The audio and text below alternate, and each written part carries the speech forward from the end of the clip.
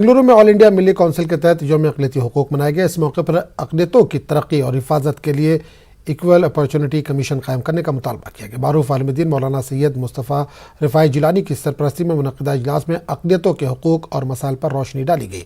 इस मौके पर मुक़र्रिरीन ने कहा कि मुल्क के दस्तूर ने अक़लियतों को हुकूक दिए, लेकिन मुसलमानों और दीगर अक़लियतों में इन हुकूक की जानकारी ना होने के सबब मुश्किलात पैदा हो रही हैं। चंद ताकतें तशद्दुद और फसादात के नाम पर मुसलमानों को बदनाम करने की कोशिश कर रही हैं।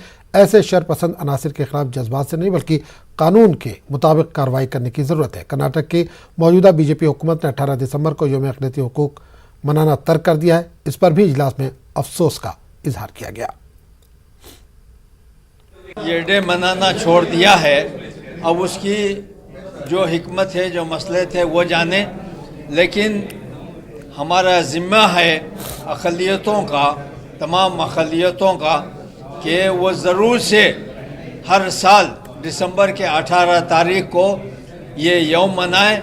हमारे पास वो माइनॉरिटी कमीशन की तरफ से अगर कोई एक्शन कोई डिसीजन लिया जाता है, उसको इम्प्लीमेंट करने के लिए उनके पास कोई अथॉरिटी नहीं है, उनके पास अपनी खुद की फोर्स नहीं होती, उनके पास वो इंफ्रास्ट्रक्चर नहीं है, उनका नेटवर्क उतना स्ट्रांग नहीं है, क्योंकि वो ऑर्गेनाइजेशन उतनी स्ट्रांग नहीं बनाई गई है कहीं पे भी, किसी भी स्टेट में।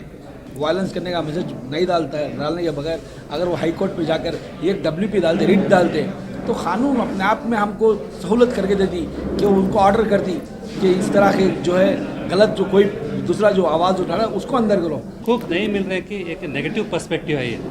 अगर हम पॉजिटिव पर्सपेक्टिव देखेंगे, हमें नॉलेज नहीं है एक्चुअली।